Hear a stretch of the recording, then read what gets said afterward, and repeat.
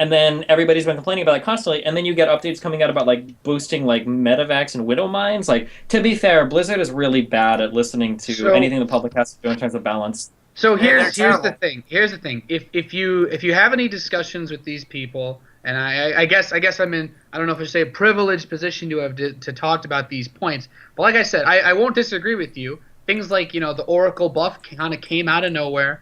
Yeah, But what? the last few months though, like even the things that they suggest, if they seem a bit ridiculous, I feel like it's not bad for Blizzard to do that to draw discussion because they didn't like decrease infantry upgrades. We're not gonna see medevac unload speed dropped, but it's getting people to think outside the box of what we would normally look at as far as a patch goes. And they did take a lot of community feedback, especially on the whole Broodlord thing, because I think giving Tempest extra damage versus Spore Crawlers or whatever. What was the other fucking one? Like reducing the Spore Crawler damage versus air as a counter to the whole Broodlord abduct. Like they listened to most of the really good Zerg players' opinions on that, which was just don't make the Broodlord abductable. So I think it's unfair to say that recently, with how much feedback they give, like it's a lost cause to try to get the community to rally behind something. Could I also point Okay. out, by the I'm way, that the way that game design works, especially when it comes to a competitive title, is you cannot make massive numbers of changes all at once. And if you're looking for big design changes and changes with the principles that they use to design races, like, say, Protoss, you would have to wait for an expansion. And you certainly can't go and make a massive change that pulls the carpet out from under pro players who are actually being paid to play this game on a monthly basis. They are receiving a salary.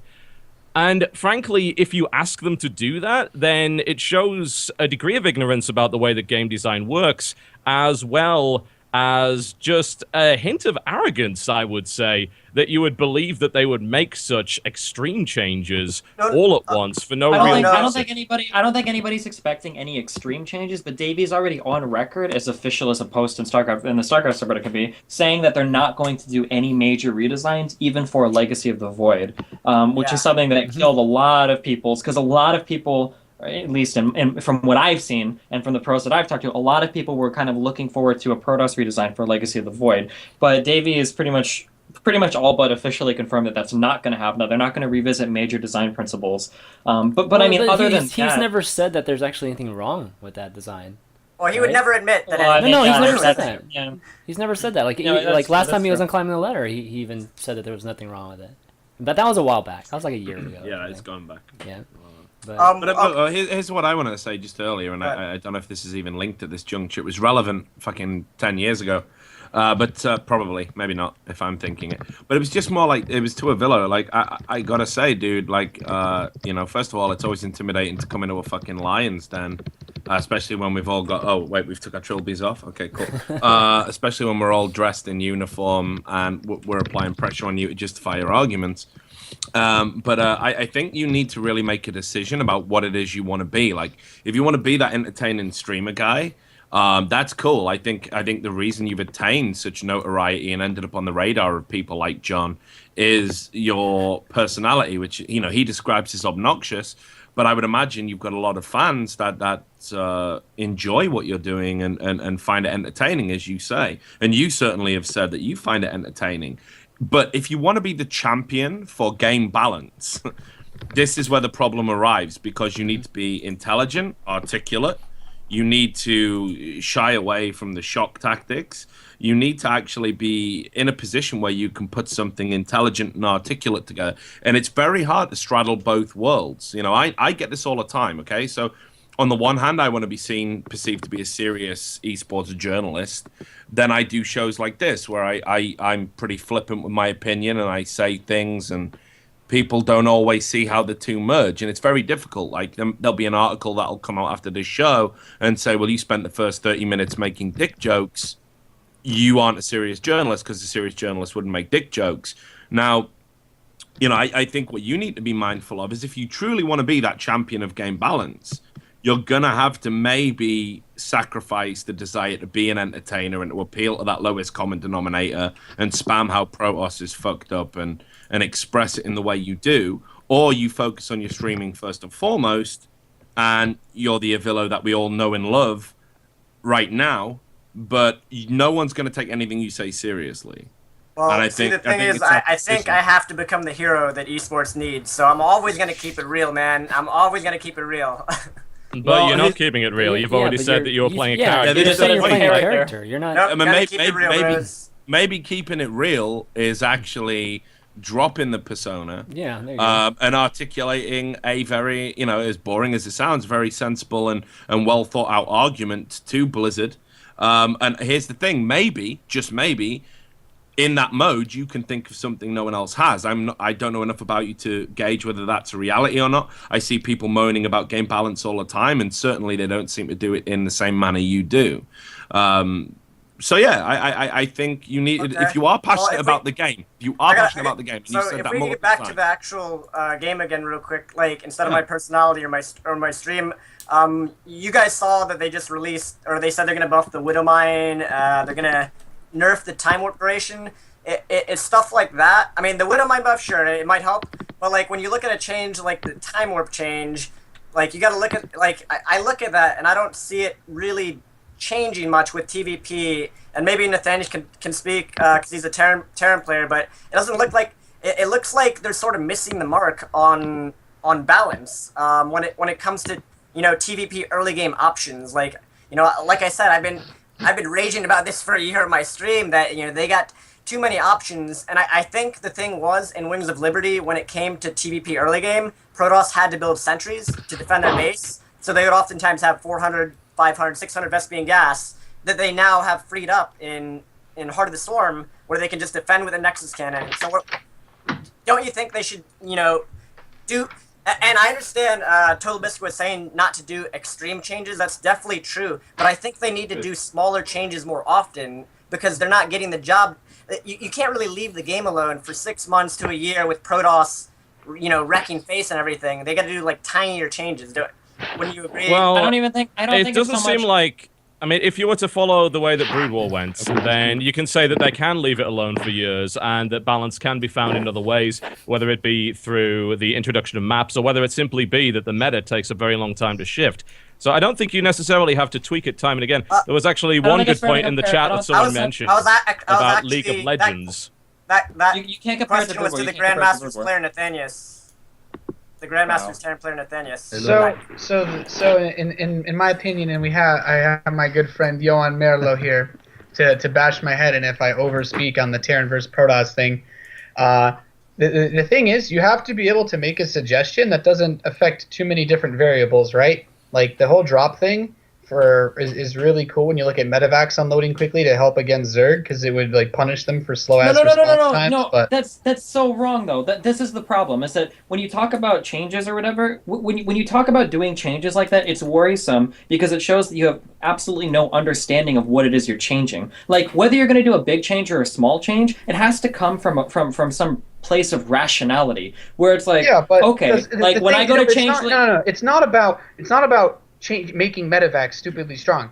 It's about making people consider things that they haven't talked about before. Because when Terran that's a players cop whine, out. No, that's a cop out. no, but only to say thing we're Terran going to players- randomly suggest. as a Terran player, the number one thing that you hear Terrans bitch about is we can't beat Zerg players since they nerfed the Widowmine. Well, what the fuck are you going to suggest aside from buffing the Widowmine? Because now they're like, oh, well, let's buff it again, and suddenly That's Terran not the players main don't concern of want Terran it. players. The main concern But of Terran players it's about is, hey, it's thinking 35 minutes. it's about It's thinking outside 35 the minutes. box.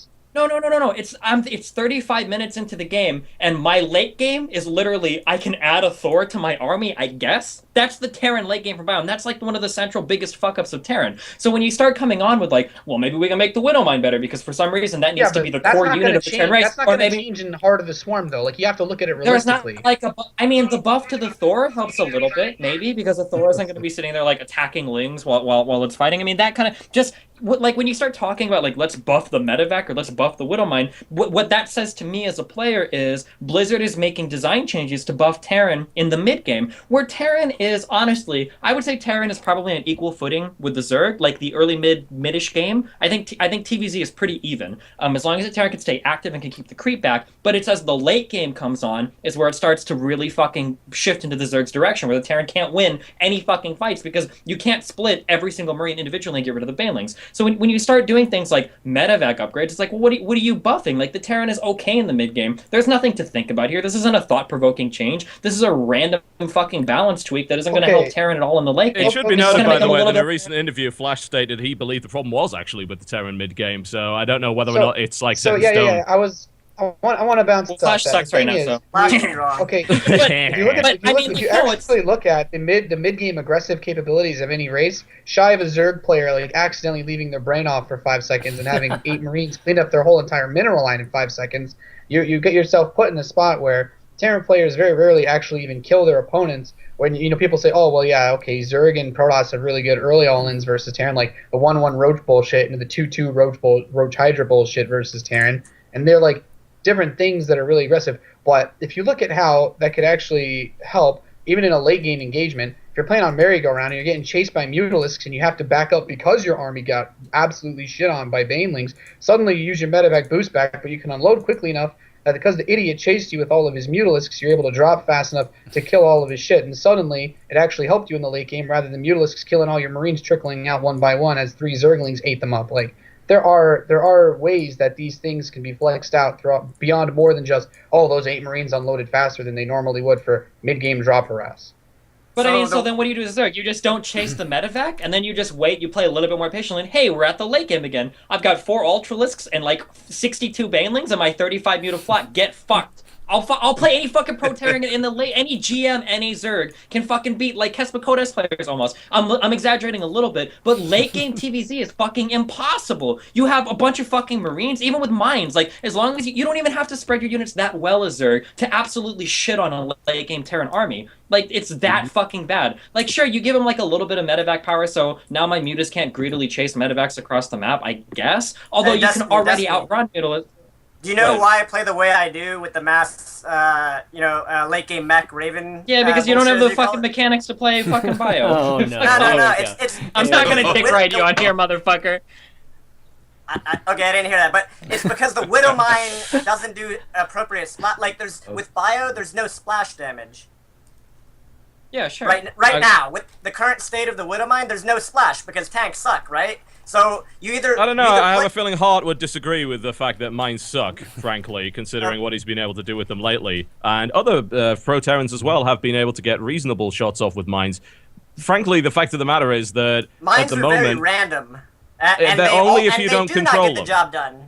Only if you don't control them correctly, which plenty of pro gamers How do you unfortunately control don't. them about 60 Banelings? The problem is Ask at that Hart, point, he's like, apparently you're quite talking capable of doing that. No, the thing is yeah, they but the switched to problem is Hellbats that, and hold on, Thors. the problem is that at that point, like, this is what I do as a Zerg player, okay? And I actually do this better than some people that are way better than me, okay? This is not hard, okay? You've got your mutas on one hotkey, your lings on another hotkey, and your bings on another, okay? Pull a little group of lings forward, okay? This is what you do. You right-click your lings and your fucking banelings into the enemy. You just A-click the mutas into the enemy. When the lings are, like, reasonably close, then you A-click the lings, and then you just move your banelings around and you blow up on everything. This is very, very, very fucking easy micro. When you talk about needing the turn, like, well, if you, like, start to control the mines, you hold the mines, you wait for the perfect shots, but you're also splitting the Marines and moving your medevacs back, so they're not gonna, like, you're getting into, like, huge amounts of micro required for the Terran to beat a Zerg army that's not only really easy to control, but also remaxes instantly. And even if you control perfectly as a Terran, you're not, like, guaranteed to kill it. I think that, like, Hart might be able to execute it, because, and I'll willingly admit that I haven't watched Hart's games, but maybe that's just because his control is fucking awesome, or almost, like, perfect or amazing. But the amount of effort that it takes for him to do that is so far above and beyond what it's required for the Zerg to just attack into that army, that I think that's, like, a little bit messed up. And then the fact that, like, as those fights repeat, the Zerg is only going to get stronger as they start to replace links with Ultralisks, as the mutas start to hit their 3/3 upgrades. Those muta terrors that you see all game long are fighting with 0 carapace. Like, if the game draws out for even longer and the mutas start to get 3/3, and then you find out, like, 20 Marines are starting to actually die to, like, 40 mutas, like, shit like that starts to get really fucked up as the game draws on for Terran to play against Zerg.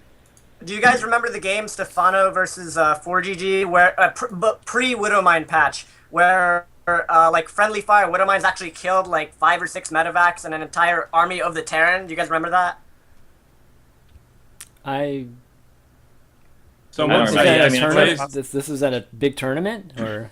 Yeah, it was a Stefano, I believe, versus 4GG He's game. talking about Anyways, Stefano 4GG. It's been a highlight for Oh a yeah, I very know what long you're talking time. about. Yeah. It was So- also quite I know what you're literally talking like the about. one time it's ever happened in competitive play. Yeah, that you're doesn't talking sound about. very common. the point I'm trying to make though is that the mines back then actually did a ton of damage, so they would they would dissuade the Zerg from just 1Aing into the Marine Widowmine, parade push or whatever. And right now it seems like in the current game for Terran, it feels like if you go bio and you make mines, they don't produce what they should. They don't get the cost efficiency that they should be, which they previously were. And in combination with Zergs, learning to control the mass muta, they swipe in with the Overseer buff. When that came out, I think the matchup was probably at its most balanced point because Zergs had finally adapted to the Overseer buff and flying in, sniping the mine before it even goes off. And that's sort of where the game is right now. When you play bio, the mines really do nothing. That's why we've seen so many Terrans go over to the Hellbat Thor style with bio, because the mines, you don't really have that splash damage with your army anymore. So, I mean, that's why I was referencing that game, because back then you could see the effect of the Widow mines. Did we all just hit a point that we agree on? Did that happen? Well, I think the I think point so. of Because I'll be honest, I haven't understood the a idea- single word for 15 minutes. the area of discontent was that Blizzard isn't doing enough, or the way that they're trying to balance the game is kind of off, and then we started talking about a specific instance and how Terran is kind of fucked in the late game and whatnot. I don't know. I think that it worries me when I see those changes that Blizzard makes that seem to have like no application whatsoever to the actual problems that Terran are facing. And I think I feel like most people agree that late game Terran is where Terran really fucking sucks, right? Like Nathanias, like you have to get annoyed when the Zerg starts piling on ultras that your counter is like more bio, like more Tech 1 or 1.5 like Marauders. Like that's got to be like a frustrating feeling, no? It sucks because you get put in like that weird spot where if the Zerg has enough money, it's like really easy to make the perfect combination of Mutalisks to fuck you for having a lot of Marauders, and then Ultralisks to force you to kite endlessly so your Marines can't even shoot the Mutalisks as they chase your shit and kill it. As they're sitting there raping all of your medevacs, all of your Marines, all of your Marauders. Yeah. Yep. Hey, have you guys seen the pros going mech TVP? Have you seen that? Oh God. No, I've seen your tweets about how they don't watch your stream enough to learn how to actually do it. No. I'm actually sorry. I'm being serious, but no pro goes mech TVP because it's not really viable at professional level. So they could do stuff. I don't know if you guys saw that the transcript of the translated Korean show Hand Show, but like Flash and the Marine and a bunch of other people were talking about how, like, for example, mech TVP, if they adjusted some values in TVP specifically for tanks, that could bring up mech in that matchup. Yeah, So but it's also Blizzard has also said that they don't really want to balance by using those kind of modifiers, as in plus to shields. They already did it once with the mine, and it seems like they didn't really want to repeat that. Do you actually think that it's a good idea to simply add plus shield damage to a bunch of units and hope for the best? To the siege tank, yes, absolutely. For mech TVP, that would actually help mech a lot, because right now the problem has been Immortals, the addition of the Tempest. Mech TVP is not in a good place. It hasn't been in a good place, and it could be in a better place. I don't think it's in any place right now. They don't do any. That's exactly. They don't do any adjustments. Anything. Wouldn't you agree? Like the start of Heart of the Swarm, they said, hey, we're going to make mech TVP viable. We got the Warhound, this bastard of a unit. And then they removed that, but they didn't really do anything. And they still are sort of not doing anything to create diversity in the game in terms of, the mech or bio against Protoss. To expand on what Total Biscuit is saying, so the Blizzard design philosophy, this is interesting, and I haven't thought very hard about this, whether or not I agree or disagree, but Blizzard is like very big on like the consistent theming, I guess, for the way that they do things. Like a lot of people were saying that you should make it so that I remember this argument came up with Broodlords, where people were like, you should just make it so that Broodlords aren't able to be abducted, but Blizzard was like, we don't want to make a special modifier just for Broodlords because that's like morally or ethically wrong. I'm exaggerating a little bit, but for some reason they don't like to make like special exceptions like that. They like to have the rules to cover all the units, and that's what Total Biscuit was mentioning. Well, I mean, that's the basic design philosophy. The more exceptions you have for a rule, the worse the rule generally is. Yeah. I mean, it's just tough with but StarCraft I mean, because you have 3 different races. That's the challenge that they have, right? It's hard But to don't you think if they made changes a little bit more often, like Riot does, then they would, Okay, so the that reason why you game can't do is it the same way Riot very does bad. is... The reason you can't do it how Riot does is because Riot lets you ban heroes. You can't ban units. So if something gets broken, you can easily at least ban it out until something else happens. And there's often many ways to counter a broken hero simply with another hero combination because there is so much there. And there are so many other factors to it. You can't really do that with StarCraft 2. Wow, sounds like a deep game. No, fuck off. The problem with the way Riot balances League of Legends is that you cultivate this toxic, lazy fucking attitude amongst the entire player base where you refuse to look for a counter against anything that seems even slightly powerful. The second something is discovered in that game that seems like too strong, nobody will develop a counter for it or even think about it because the entire mindset will be, oh, well, this is getting nerfed in 2 weeks. This is going to get nerfed in 2 weeks. This is going to get nerfed in 2 weeks. We'll never think about it. Thornmail or whatever, too strong. The fucking League of Black Cleaver too strong. It'll get nerfed in 2 weeks. AP Tryndamere, Lulu mid lane, like every single time anything that's even slightly strong or works out of context is discovered in that game, everybody instantly thinks it'll be nerfed in 2 weeks. You don't want that kind of attitude to be cultivated in a professional setting because it's the most disgusting attitude in the universe. Riot has an absolutely fucking terrible approach to balancing their game. If anything, I would say that StarCraft suffered early on from a little bit too much tweaking because that attitude exists in the StarCraft 2 scene way more than it did in Brood War, which is why I took issue with Total Biscuit bringing up Brood War earlier, because in Brood War, the game was balanced and then thrown at the player base, and then that was it, and nobody thought that they had Blizzard to fall back on to balance the game. After like 2 years of balance patches, they were like done with it. Whereas in StarCraft 2, we got balance patches every fucking day, like all from not every day, but like very, very, very often. If you look back to Brood War, we balance this game a lot compared to Brood War, such that a professional scene exists that revolves around professional players that are sometimes waiting for balance patches, which is like a really fucked up way of thinking, I agree with that. Do you think that Blizzard, because whenever they nerf or buff a unit, they seem to take it to the extreme. Don't you think? Like they sort of just nerf hammer it out of existence, or they make it too strong. I mean, they did it with the Infestor, rip in pieces. But the biggest, in my opinion, this is my essentially bullshit. One of the biggest problems with StarCraft 2 is that we never really tried to balance the game much in the end of Wings of Liberty, but instead, and everybody fucking remembers this, the maps just started to get inordinately fucking huge. Every single map just turned into like these giant fucking maps where it's like, well, we can't really make anything work, but if we just make the maps bigger and bigger and bigger and bigger and bigger, we can ignore kind of all of these like really fucked up things. And I think that now we're at like a really awkward place in the game where everybody's starting to realize that. Look at the map design contests that come out with all of these stipulations. The map can't be too small or else, all the rush distances are broken. The naturals have to be perfectly fucking sculpted or else Protoss can't defend their base. There can't be any tiny chokes anywhere because if there are, then that means that force fields are too strong.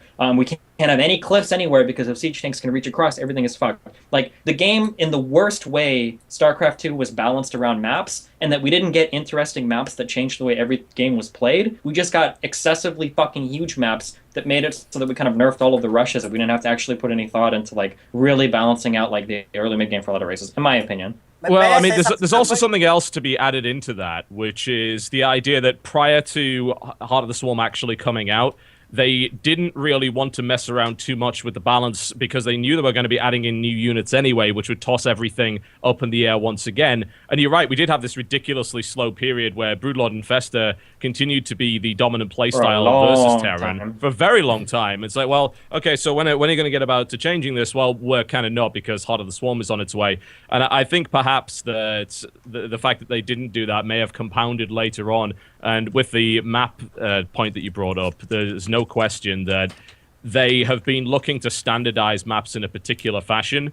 They've said time and again where they've made statements, look, no, we want the ladder pool to work in a certain way. And they refused to really deviate too much from that. And it took a lot of pushing to even get them to put a gold base back in, for God's sake. Not to mention something like Way Station. I think lately things have been getting a little bit more interesting. Yeah, they have. It's hard to argue that the recent map pool is at least a little bit more interesting than the stuff that we've had for a very long time. The question is whether or not it'll actually make a big difference. But I think you are certainly right. They stick to these very ironclad philosophies, and they don't deviate from them very often at all. How much of it, I was going to say, how much of it has to do with just trying to keep at least the pro scene in a relatively stable state? versus that's just having it thrown into this craziness where I, one race could potentially be crazy dominant for a while, and then that's one argument that I think is totally. I think it's a little bit. I understand they're saying like if we change the game too much, then pro players won't be able to adapt. But aren't they pro players? Doesn't that create also like another storyline? Okay, there's been these changes to the game. Let's see how these motherfuckers adapt to the game. Because I think Yes, that but when we have players like Deer that literally get fired because their performance wasn't up to snuff, and then you have sweeping balance changes that cause that kind of thing to happen, especially in a shrinking scene, that doesn't seem to be particularly sustainable. You do have to change gradually and give people the chance to adapt, especially when you have so many fairly lengthy tournaments with a lot of money on the line going on. definitely, but we can't have all the money going to Protoss. What would we say? What would we say in StarCraft 2 if we were to go back to like Broodboard times where people were literally making maps for Savior to lose on? Like, it's not even like a secret. Like, it came to a point to where the custom map makers were literally making maps so that Savior couldn't win against Terran. Like, it got that bad. He was doing so well. Like, I think there's merit to both sides, but you have to balance it. Like, if you were to make the game perfectly for professional players, there would only be one map in the map pool. It would be the most balanced macro map in the world, and every game would play out almost the same. We're talking about like an Idra utopia right now, where every single player gets to macro, and the one may the one with the best mechanics win every game. But it would be, and that would be really good for pros because it would be very reliable and very consistent. But on the other hand, you do have to balance that with what's good for the spectator, and sometimes with the spectator, it's not every spectator wants to see a reliable game, and I hate to admit this, but some of the most exciting games are the ones that actually feel the shittiest for pro players. The things like the proxy fucking Dark Shrines or the one base fucking Blink Stalk roll-ins. It's dumb shit like that feels really disgusting as a player, and that I look at as a professional and go, like, from a balance point of view, that's fucking disgusting. It's exciting and it's awesome to watch as a spectator because it's like, it's interesting and it's new and it's not something that follows, the expected path. All the excitement, comes from stuff happening that's unexpected or where the results aren't necessarily known, So balancing those two things out. Deep end? You just said one base thing stuck or is exciting and no, I'm saying that you have to balance out what's exciting as a spectator and what's acceptable as a professional, and you can't go too deep to either side, or else you'll destroy the experience of the other player. You can't have a game that's all based. It's a really good point. The pro when you look at pro gaming, especially like you mentioned, like the Idra Utopia, if the game was perfectly balanced, it would actually be boring as fuck because everyone would do the same exact thing every game because it's the most balanced way to play, which means that your skill reflects the most heavily. And the only exception is somebody that you don't have abusers anymore that would try to use things. But even the abusive players can be interesting to watch in certain instances, Yeah. and I think. I definitely agree that to a degree, some level of imbalance is very important. I would prefer to see it in, maps that have, as you said, more interesting features, but that also comes down a little bit more to the design philosophy of the game, especially with things. I guess the biggest thing is like force fields. I personally don't give a shit because I play Terran. Force fields aren't a problem for Terran players.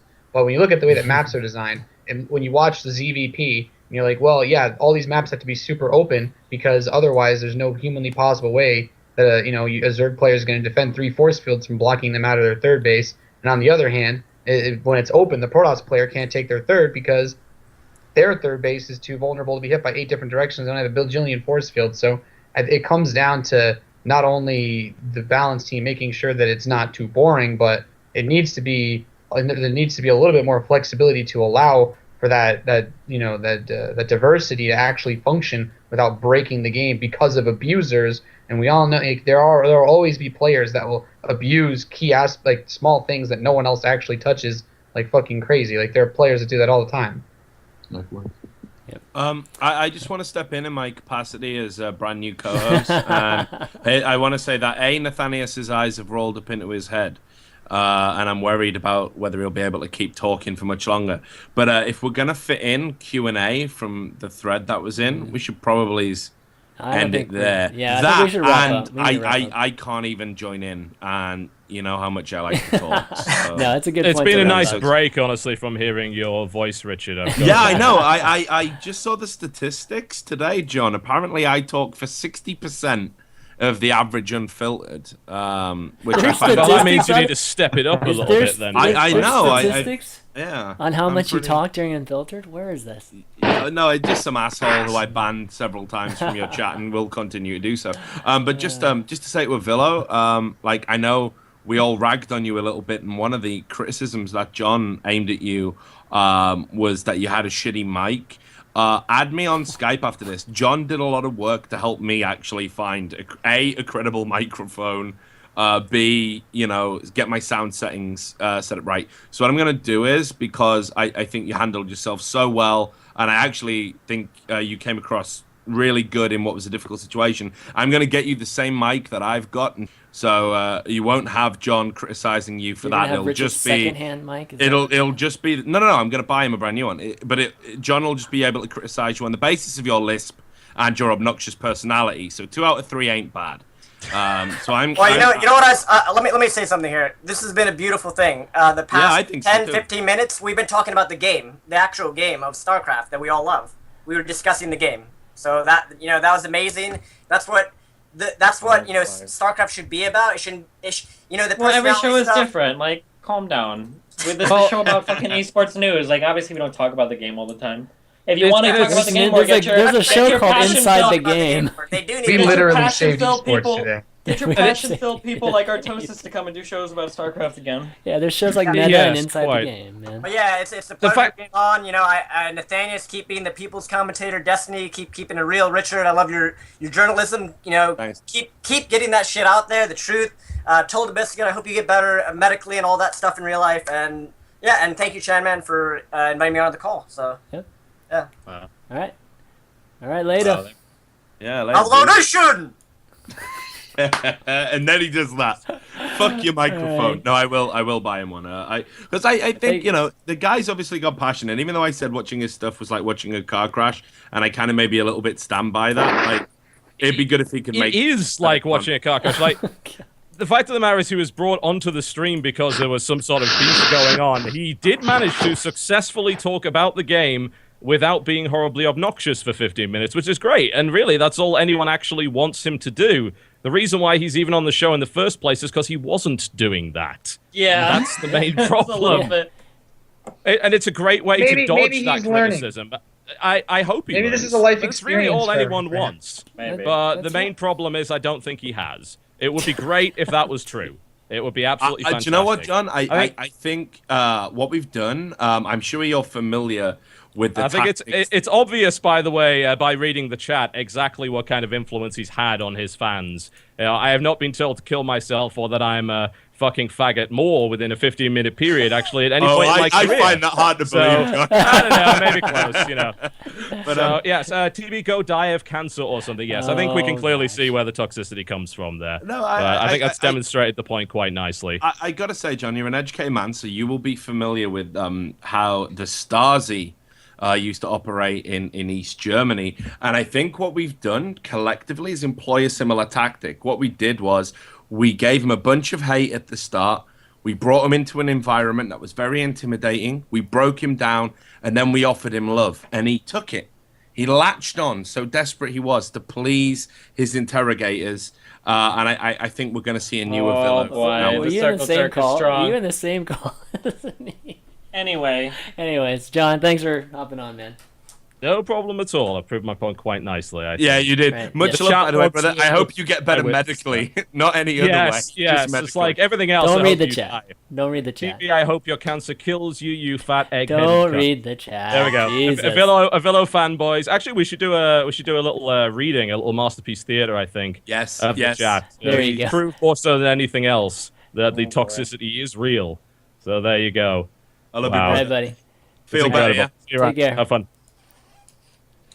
So there you go, Okay. Chris. Did did you guys I- notice? I noticed did it, something man. really cool about the chat right now. I would just like to point this out real fast about the chat is that there are enough people in chat right now that if everybody donated 20 cents, my tournament would actually be fully funded. I'm just gonna go ahead and throw that link in And the if chat. everybody How's followed that me God? on Twitter, I'd break 10,000. Fuck you, Wow. Steven. All right. All right. Anyway, we gotta actually wrap up. Wow. No questions? Okay. Nah, tonight, man. This was supposed to be a shorter show. Yo, remember? I This think- was I think supposed we to be a accomplished shorter something. show, and I gotta put kids to bed and shit, man. So. Yeah. Well, or maybe just an old kid. How do you know it's Oh, real kids. kids? 40. Maybe I it's gotta one put of my your 40. kids. I gotta put my 40 kids to bed. Tonight, Yeah, okay? exactly. All right. Okay, well, it's a shame we can't do Q&A. No, we'll save them for next week. We'll do all the questions. This was a good show. This was Oh, a of good course. show. That's We're great, back. man. The We're dream back. happened. Oh my god, the dream for all the fans happened. Finally, we dumped that fucking Cody and everything's back to normal. Jesus. I know. Oh man. Shit. It's Cody Fuck holding that us guy back. watching I'll be Dota. expecting my check within Exactly. 5 minutes of the stream going off. Nathanias auditioned today, man. It was like pretty good, man. Pretty good. We're gonna hang out so much. I did a In reasonable 24 job, hours. In Filtered. 24 hours, Nathanias, Yeah, we're gonna have so much Yeah. fun together. Okay.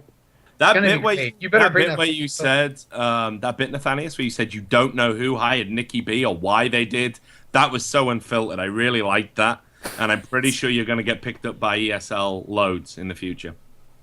Well done. No, I'm kidding. All right, let's do some shout outs. Yeah, Nathan, good stuff. plug that Twitter, man. You can get over All right. 10,000 followers. As you guys know, because of the slanderous, horrible comments that I made in today's show, there's a Johan Merlo has a gun to my head. He was sent by ESL as an agent. If I don't hit 10,000 Twitter followers, they're gonna take all my esports money away. They're gonna put me back in the basement to commentate DreamHack streams at 2 in the morning.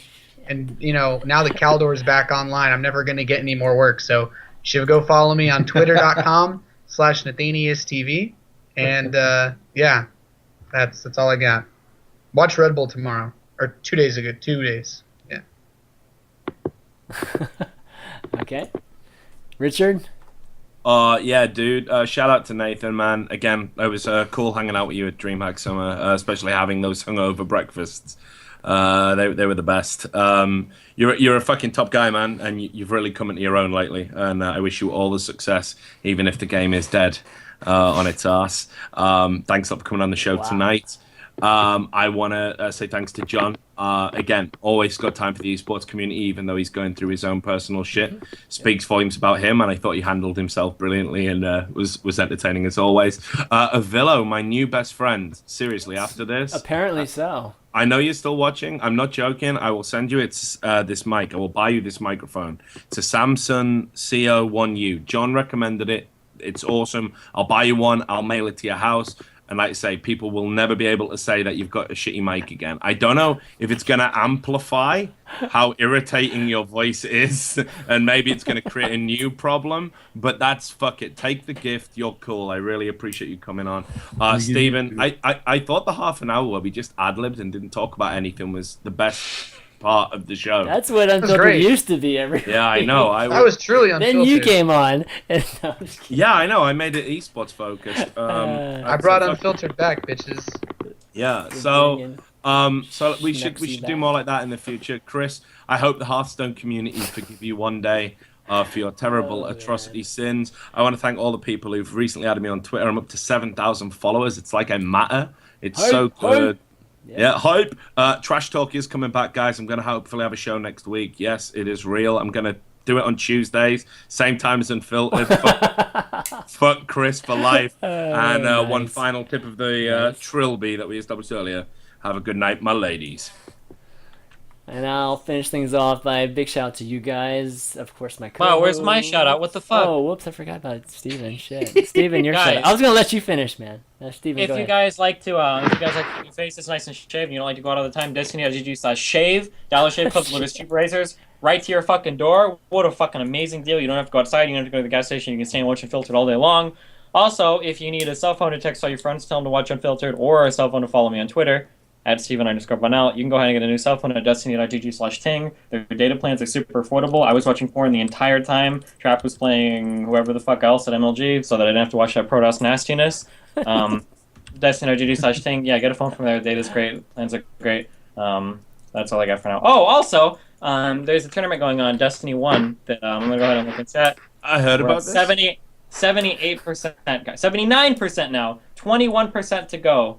And the tournament will be fully funded. Wow. We've Aren't got they great like those players. French guys? No, That- fuck off. oh. So far, Look at this logo, man. Who made this confirmed logo guys, for you? I've got a professional artist that's going to work on everything. It's actually really sick. I'm really excited. But We have Todd casting, your very own Nathanias casting, Minigun, wow, In Control, Scared and Where's assuming he's KFC? still alive, Total Biscuit said that he will probably cast, health permitting, as long as he's not feeling like shit or whatever, come time. And for invitees, we've got Scarlet, Snoot, Hero, and Startail Life are so far confirmed for invitees. I'm looking for 4 more. Wow, what a lineup. The other 8 That people are going sounds to good. qualify in from the top of the Grandmaster ladder on North America. As long as you don't ever play on a barcode, you have to be playing on a named account the entire time. Wow, what a deal. And Awesome, support if we all donate, if we get like past the stretch goals, a Villo does the casting, right? No. I tried. All right, well, support it, guys. Destiny's saving esports, even though he's like pretending to be a greedy motherfucker.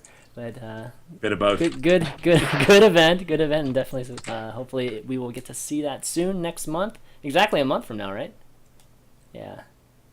Oh, actually, August 3rd. Okay, good stuff. I'll round things out by thanking my co-host Destiny and I guess my new co-host now, Richard, which I'd been asking him forever and he couldn't accept, and then I guess now he can accept. We'll now. do an announcement next week. We'll do an announcement of an yeah, event. it'll be cool. But yeah, right. fuck it, it's about time. And I want to thank my guest Nathan for hopping on. I'm glad you were actually to come on the show a lot sooner than we expected. I was thinking you were still gonna be at the airport when we first started. Yo, and everything, man. So. Yeah, we were gonna still have to talk about sucking dick for another 30 Use minutes. that medevac boost bullshit to get here even faster. That's why it needs to be buffed. Thanks. Yeah, nice. And a big shout out to Avillo and TB for coming on too and making the second half of the show quite interesting and fun. And I know you guys have been dreaming of the day for Avillo to be on here, so hopefully you guys are happy too. VODs are going to be up. Actually, the first 3 parts of the VODs are already up. YouTube.com/ChanManV. The rest of it will be up right after the show. Wednesday Night Sprites is going to be right after this. I'm doing a triple show today, so this is the first time I've ever done 3, and I'm going to be Feed tired. those kids. I got to put the kids to bed and then go do like Wednesday Night Sprites right after, so I'm freaking going to be tired as shit tonight. But yeah, check it out. We're going to be playing the arcade. We're going to be playing or at least some of the semifinalists, the top 10 for the Rock the Cabinet arcade contest for $10,000. There's some amazing games. You should try them out. There's a video out here. Actually, where's that video? Here it is. You can check it out here. Some great games. Let me link you guys in the chat. And just showing that there's some amazing games in their arcade. It's free. It's a place that we can grow. You know, everybody talks about dead game, but this arcade section is just continually adding new content to it, and it's just free. So it's like, it's crazy that not like all you folks watching probably aren't even playing the arcade. So please try to play the arcade. Try it out. Try some of these games because there's a ton of new ones, and we'll be playing it. And it's like Smix, Huck, Livabee, Root Vibe, Tempo. So you can check that out. You can play games with us on the show after that. You can follow us all on Twitter at ChanManV, at rlewisreport, at Stephen_Benell, and at Nathanias. And follow the channel too if you enjoy any of my shows. If you're a Hearthstone fan, we got Value Town tomorrow with Trump and Kalento. Should be a fun show too. That's going to be it, guys. So for Nathanias, Destiny, Richard Lewis, and ChanManV, we'll see you next time. Later. I'm Batman.